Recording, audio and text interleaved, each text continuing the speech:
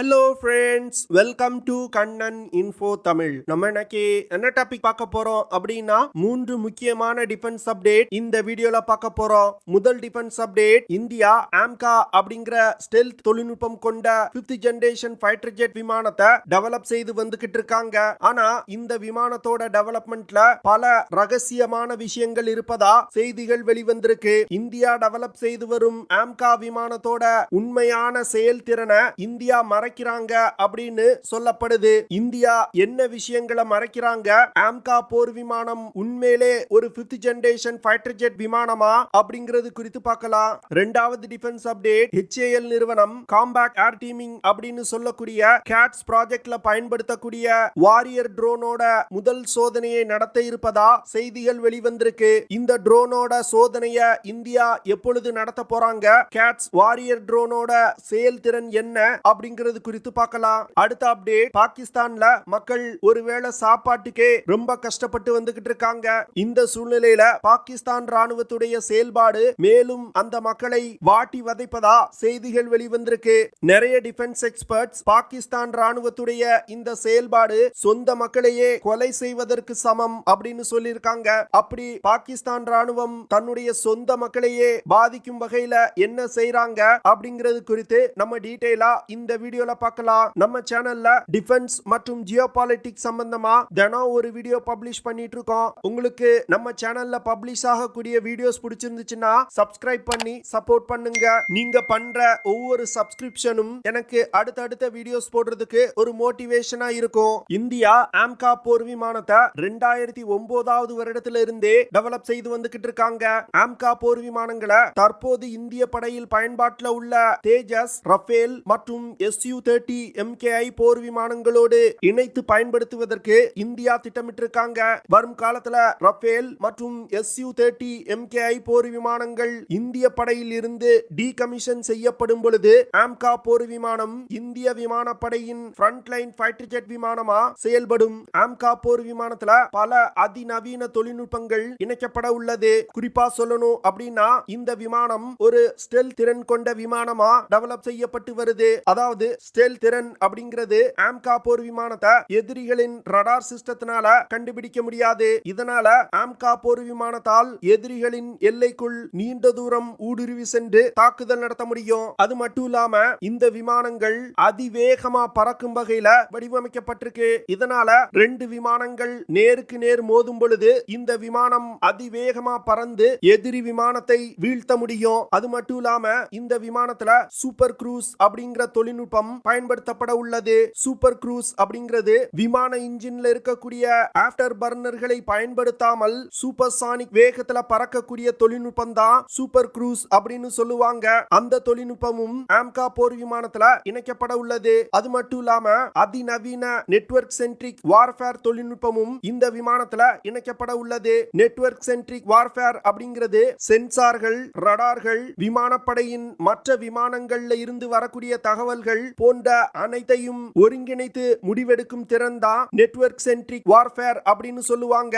இது போன்ற தொழில்நுட்பங்கள் எல்லா 5th ஜெனரேஷன் ஃபைட்டர் ஜெட் விமானத்திலையும் இருக்கும். குறிப்பா சொல்லணும் அப்படின்னா, அமெரிக்காவின் F-22 ராப்டர் விமானம், F-35 விமானம் மற்றும் ரஷ்யாவின் Su-57 விமானத்துல இது போன்ற அதிநவீன தொழில்நுட்பங்கள் இணைக்கப்பட்டிருக்கு. இந்த சூழ்நிலையில உலகின் பல நாடுகள் 5th ஜெனரேஷன் ஃபைட்டர் ஜெட் விமானத்தை உருவாக்கி வர்றாங்க. அந்த வகையில சீனா J-31 அப்படிங்கிற விமானத்தையும், சவுத் கொரியா KF-21 அப்படிங்கிற ஒரு 5th ஜெனரேஷன் ஃபைட்டர் ஜெட் விமானத்தையும் டெவலப் செய்து வந்துகிட்டு இருக்காங்க.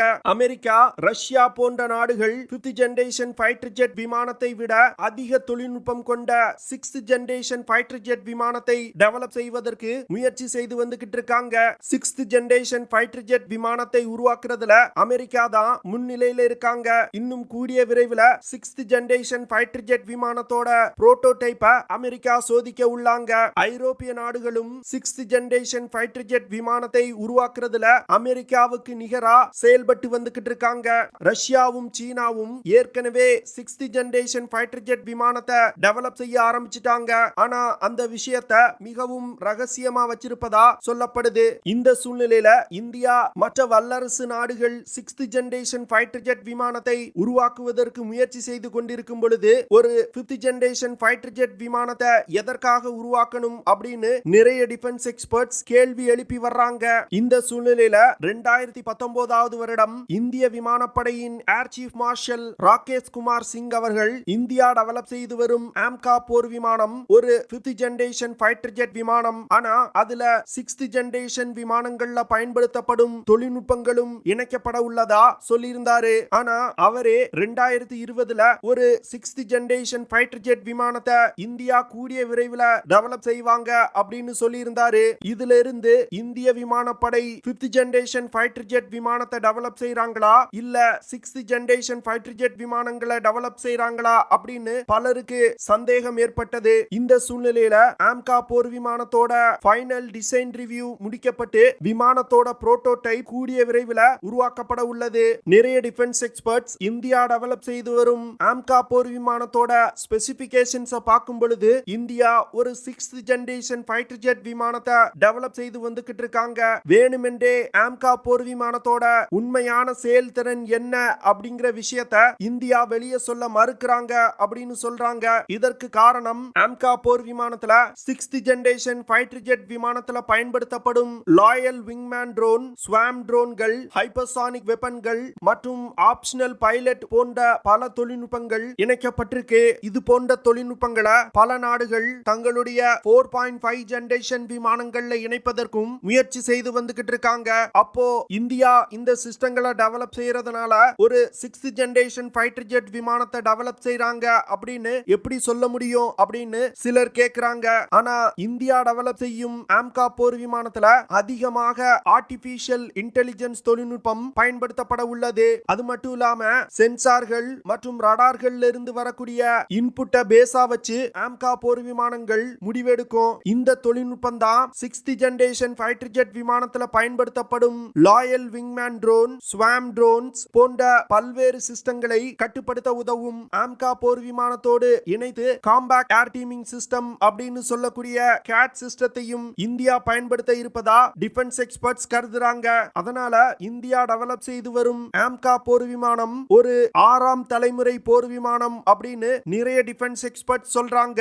இந்தியாவின் AMCA போர் விமானம் 17.6 மீட்டர் நீளமும் 11.13 மீட்டர் விங் ஸ்பேனும் கொண்டதா உருவாக்கப்பட உள்ளது. இந்த விமானத்தினால அதிகபட்சமா 25,000 கிலோகிராம் எடையை சுமந்து கொண்டு பறக்கும் வகையில வடிவமைக்கப்பட உள்ளது. AMCA போர் விமானத்தினால 6,500 கிலோகிராம் எடை கொண்ட ஆயுதங்களை சுமந்து சென்று தாக்குதல் நடத்த முடியும். இந்த விமானத்துல இன்டர்னல் வெப்பன் பே அப்படிங்கிற தொழில்நுட்பம் பயன்படுத்தப்பட உள்ளது. இந்த தொழில்நுட்பம் மூலமா AMCA போர் விமானத்துல எடுத்து செல்லப்படும் ஆயுதங்களை விமானத்தோட உள்புறத்துல சேமிக்க முடியும். இதனால AMCA போர் விமானத்தோட ஸ்டெல் திறன் பல மடங்கு அதிகரிக்கும். AMCA போர் விமானத்தினால அதிகபட்சமா மாக் 2.15 அப்படிங்கிற வேகத்துல பறக்க முடியும். அதாவது 2600 கிலோமீட்டர் பெர் ஹார் வேகத்துல பறக்க முடியும். இந்த விமானங்கள்னால அதிகபட்சமா 5300 கிலோமீட்டர் தூரம் வரைக்கும் பறக்க முடியும். AMCA போர் விமானத்தோட தாக்குதல் தூரம் 1620 கிலோமீட்டர். தாக்குதல் தூரம் அப்படிங்கிறது